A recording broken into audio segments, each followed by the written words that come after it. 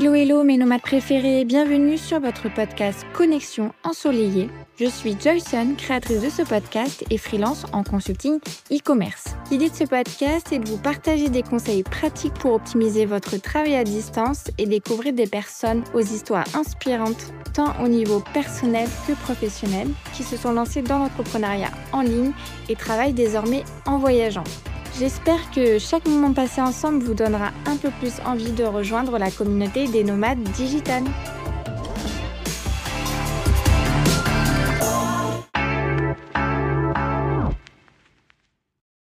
Aujourd'hui, on se retrouve pour un sujet qui va très certainement vous plaire et vous intéresser puisque l'on va parler de voyages, de destinations et notamment du top 10 des destinations de nomades digitales. Alors, partons en voyage dès maintenant. Tout d'abord, le choix de la destination se fait selon certains critères et selon les priorités de chacun. C'est vrai que moi, j'ai fait mon propre top 10 en fonction des critères dont je pense qui sont les plus importants dans le choix d'une destination. Notamment, j'ai pris en compte la sécurité de la ville parce que pour moi, je n'irai pas dans une ville qui n'est pas safe, qui n'est pas sécurisée pour les femmes, pour les jeunes, pour les occidentaux, etc.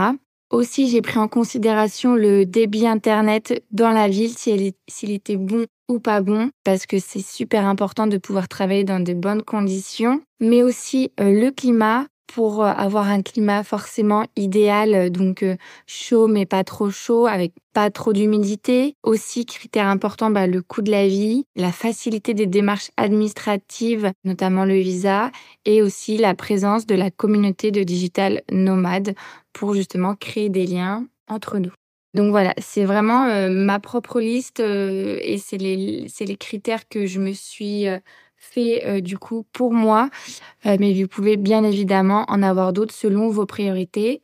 En tout cas, restez jusqu'à la fin si vous souhaitez connaître mon top 3 personnel des destinations que j'aimerais découvrir en tant que digital nomade. Je vous le donne à la fin, donc restez connectés. Du coup, en me basant sur les critères, sur certains critères, j'ai établi, comme je vous l'ai dit, une liste et j'ai notamment pris en compte donc la taille de la communauté et la sécurité de la ville. C'est pour moi les deux critères les plus importants pour le choix d'une destination de digital nomade. Donc, en première position, je mettrai la Thaïlande et notamment Chiang Mai et aussi Bangkok, la capitale. Mais Chiang Mai, du coup, c'est une ville qui est située au nord de la Thaïlande et c'est vrai que c'est la ville qui rassemble le plus d'avantages pour une vie de nomade digital, notamment à long terme. C'est une ville qui est sécurisée et aussi qui a une très bonne connexion Internet et c'est non négligeable, mais le coût de la vie est peu élevé. En effet, on a besoin environ de 1000 à 1500 euros pour avoir une vie confortable en tant qu'occidental. Le climat est aussi plutôt tropical avec des températures élevées et beaucoup d'humidité. Donc, ça serait peut-être le seul désavantage que je donnerais à cette destination parce que bon, c'est vrai que c'est bien d'avoir des grosses températures, etc. Mais l'humidité, c'est peut-être, surtout que nous, on n'est pas forcément habitués. Donc, c'est pas non plus l'idéal d'avoir énormément d'humidité. Ce qui est intéressant, c'est qu'il y a une très grande communauté de nomades digitaux avec forcément beaucoup de places où travailler, beaucoup d'espaces de coworking et de cafés. Et il y a une culture donc assez riche. Et c'est pour ça d'ailleurs que les nomades digitaux, ils restent environ 1 mois. Donc, ce qui est quand même assez long. Mais le coût de la vie, la culture, la sécurité et la bonne connexion Internet font que ça plaît aux digital nomades. Bangkok, bien évidemment, est dans cette liste de top destinations pour les digital nomades, puisqu'on a une très bonne qualité de vie pour justement moins de 1500 euros par mois. Et à contrario de Chiang Mai, Bangkok est la capitale de la Thaïlande et a donc une vie nocturne et divertissante plus développée. Mais c'est aussi une ville qui est très très très touristique. Donc si vous recherchez du calme, ce n'est pas forcément la destination idéale. Allez plutôt vers Chiang Mai. En deuxième position, j'ai mis Séoul, donc la capitale de la Corée du Sud, qui est également bien appréciée des digital nomades. En revanche, le coût de la vie y est plus cher que sa voisine, donc la Thaïlande, mais c'est vrai que le climat y est plus agréable. On a moins d'humidité, les températures peuvent être moins élevées, donc c'est vrai que c'est plus agréable de vivre dans ce genre de climat. Mais forcément, vous savez, la Corée du Sud, c'est plus cher que la Thaïlande. Donc le coût de la vie sera forcément aussi plus cher qu'une vie en Thaïlande. C'est d'ailleurs pour ça que les digital nomades, ils restent moins longtemps, mais en général 2 semaines. Mais ça vaut le coup de vivre ces 2 semaines d'aventure en tant que digital nomade parce que il y a une culture et un style de vie qui est hyper intéressant, qui est très riche et qui est très différent d'une autre. Donc, je trouve ça hyper enrichissant personnellement. Et c'est d'ailleurs pour ça que c'est dans nos top destinations à faire en tant que digital nomade. En troisième position, c'est bien évidemment l'île dont tout le monde parle sur les réseaux sociaux et c'est Bali avec Canggu, la capitale, et Ubud, la ville un peu plus au nord de l'île, qui est moins touristique mais avec tout autant de charme. Bon, on va pas se mentir, vous avez forcément entendu parler de Bali. C'est vrai que c'est une île qui a été reconnue comme la capitale des nomades digitaux tant on en parle et tant leur nombre y est grandissant. Et je vais vous expliquer pourquoi, parce que forcément déjà, en premier lieu, on peut pas nier, mais c'est une île avec une richesse de la nature incroyable. Il y a énormément, énormément de paysages à couper le souffle. Et aussi, quelque chose dont on ne parle pas souvent, mais il y a un très grand côté spirituel dans cette île, mais ça s'explique par son mode de vie plutôt traditionnel et sa culture richissime. C'est vrai que le mode de vie, il favorise donc un mode de vie plus slow, qui favorise la slow life. Les gens là-bas, les locaux prennent plus le temps d'apprécier les choses, prennent plus le temps d'exprimer leur gratitude. Ils prennent plus le temps donc de déjeuner, de se relaxer, mais aussi de prendre le temps de réfléchir. Et c'est vrai que beaucoup de personnes disent qu'il y a un très grand côté spirituel dans cette destination et que après ce voyage, beaucoup de personnes se sentent différents puisqu'ils ont appris à prendre le temps. Et ça, c'est vrai que c'est quelque chose que nous, on n'a pas forcément conscience, mais on est dans une frénésie dans notre quotidien, etc. On s'en rend pas compte, mais maintenant, là, dans le mode de vie occidental, le temps, c'est vraiment une denrée rare. Donc, si on peut mettre les choses à plat avec nous-mêmes, ça peut être hyper enrichissant même pour la suite. Et c'est vrai que c'est ce qui ressort en tout cas des retours de digital nomades sur ce côté-là. Donc c'est pas la seule chose forcément, mais c'est vrai que j'avais envie d'évoquer ce point-là qui fait pas forcément partie d'un critère spécifique. Et vous savez, moi je suis quand même assez spirituelle, donc je voulais aussi en parler avec vous. Et ça va de soi, mais du coup, c'est une pépite pour les rencontres, que ce soit au niveau amical ou au niveau business. Il y a un potentiel énorme pour rencontrer des gens qui nous ressemblent, enfin, si je puis dire, et qui aspirent aux mêmes envies professionnelles, aux mêmes envies amicales. Donc voilà, c'est hyper enrichissant et épanouissant personnellement de rencontrer des personnes qui ont les mêmes envies que nous. Et forcément, donc si vous souhaitez une vie sociale riche, une vie nocturne riche, allez plutôt à Canggu. Là, c'est vraiment le repère des digital nomades. En revanche, si vous avez envie de peut-être quelques jours plus zen, plus tranquille et moins touristique, allez plutôt au nord de l'île avec Ubud. Ensuite, donc en quatrième position, je mettrai donc Tokyo, qui est la capitale du Japon. C'est l'une aussi des plus grandes capitales asiatiques et c'est aussi une ville où il y a de nombreuses activités culturelles et nocturnes. Bon, qui dit Japon, qui dit qualité des infrastructures très bonne et ainsi que le niveau d'éducation et forcément il y a énormément de sécurité. Donc voilà, et si on veut parler vraiment business, il y a beaucoup beaucoup d'opportunités business, mais c'est vrai que le niveau de la vie est très cher, donc en tant que digital nomade, ils y restent un peu moins longtemps, mais ce qui n'enlève aucun charme à la ville. Ensuite, en cinquième position, on a du coup la seule et unique capitale d'Amérique. Je sais pas si vous avez deviné, mais c'est Buenos Aires, en Argentine, qui a une architecture très européenne et un climat plutôt agréable tout au long de l'année. C'est vrai que moi, j'y suis déjà allée et ça me fait beaucoup penser à Paris et notamment au boulevard haussmannien avec ses grandes allées et ses grands immeubles à l'architecture européenne. Donc c'est hyper intéressant. En plus, on est en plein milieu de l'Amérique du Sud et là, on retrouve un peu ce qu'on a en Europe. Donc voilà, c'est un petit clin d'œil. Mais c'est d'ailleurs peut-être pour ça que les nomades digitaux y restent assez longtemps, notamment quasi un mois. Et comme toute capitale qui se respecte, forcément la culture y est assez riche, et notamment la vie nocturne, mais sans que ce soit hyper touristique. On peut se balader tranquillement sans être alpagué par 100 touristes à la minute. Et bon, ce qui dit aussi Buenos Aires, Argentine, qui dit culture latine. Donc, qui dit culture latine dit forcément plus de facilité à créer des liens. C'est pas uniquement un préjugé, mais c'est vrai qu'il y a plus de facilité pour créer des liens et se faire des amis. Mais en revanche, ça va être un peu plus difficile d'avoir des opportunités business. En sixième position, nous avons Hong Kong. Et oui, Hong Kong, on repart en Asie. Là, c'est la destination la plus chère de ce top 10. Désolée, mais je devais quand même le dire tellement la destination est quand même importante pour les digital nomades. Et oui, parce que quand je vous dis cher, c'est-à-dire qu'il faut environ 3 000 € pour y vivre.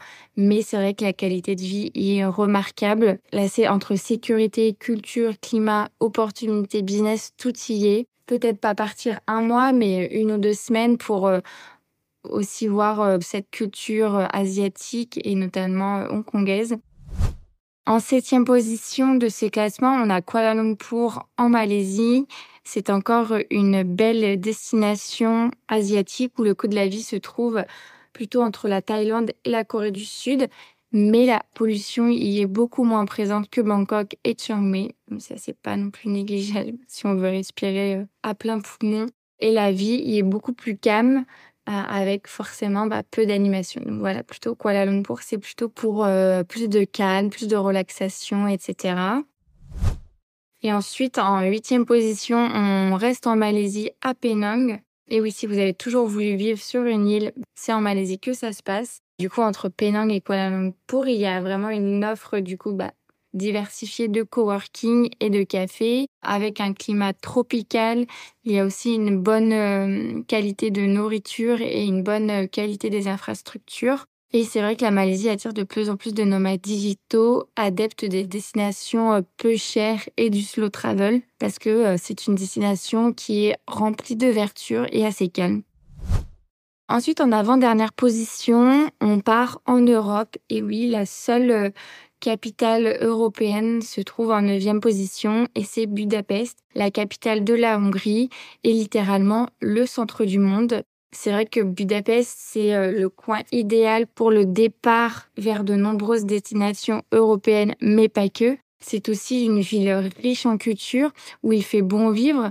Forcément, il y a aussi de nombreuses infrastructures de qualité, mais aussi de bien-être. C'est vrai que Budapest, dans ses activités recommandées, pas que pour les digital nomades, mais pour même les touristes, il y a tout ce qui est les activités de bien-être et notamment les bains thermaux. Et oui, c'est vrai que les digital nomades ont aussi besoin de se relaxer. Du coup, c'est vrai que c'est une ville dynamique sans être trop touristique. Donc, c'est aussi bien pour se balader sans être alpagué par de nombreux touristes, etc. C'est forcément plus agréable. Et c'est vrai que cette ville attire beaucoup de digital nomades car elle a un coût de la vie qui est relativement bas pour un pays européen.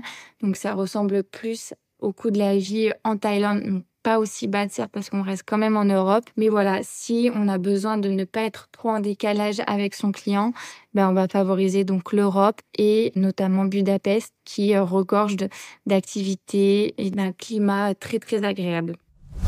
Et en dernière position, on a Siargao aux Philippines. Là, on repart en Asie. Mais c'est vrai que si on veut une vie abordable sous les tropiques et riche en octambule, c'est là-bas que ça se passe.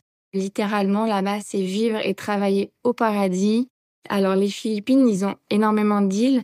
Et c'est vrai que ces îles en font rêver plus d'un.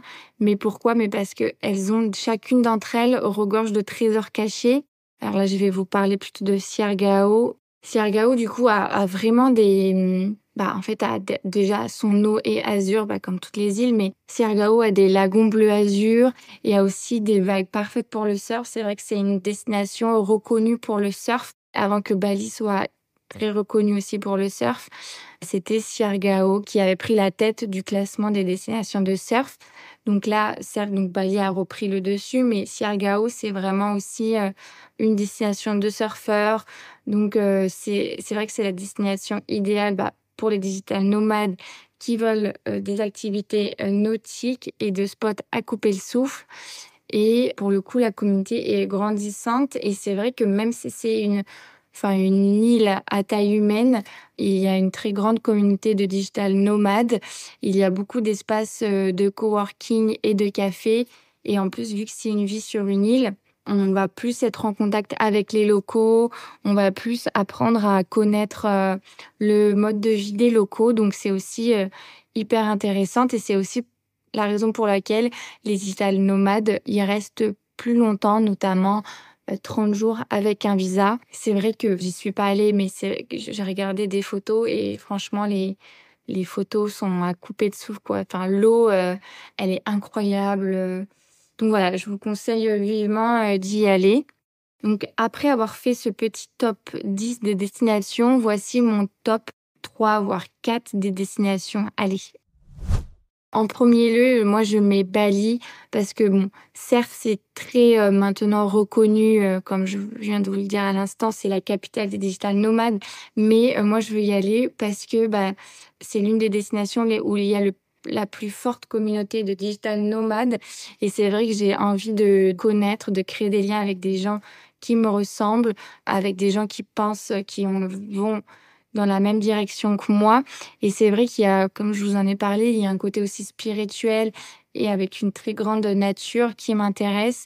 Je suis vraiment aussi très intéressée par, du coup, cette slow life, ce mode de vie un peu plus calme, plus relaxant, etc. Donc voilà, ça c'est ma première destination dans laquelle je souhaite aller. Et ensuite, on a Séoul et Tokyo. Je les mets un peu au même niveau parce qu'ils ont, en termes de culture, ça m'attire beaucoup. En fait, je suis vraiment hyper curieuse de cette culture qui est certes asiatique, mais vu que c'est quand même un pays riche et ce sont aussi des villes, donc c'est différent de Bali ou des îles, etc. Là, c'est vraiment, on est dans une ville, etc. Et c'est ouais, j'ai vraiment envie de voir comment vivent les gens, comment est la culture, même le mode de vie aussi professionnel, etc. Et notamment dans Tokyo, on en entend aussi parler pour son mode de vie plus futuriste. Ils ont énormément d'idées que nous, on n'a pas encore, et on n'a même pas encore pensé à ça. Voilà, c'est un bon moyen aussi pour favoriser et stimuler sa créativité et trouver, pourquoi pas, des nouveaux concepts.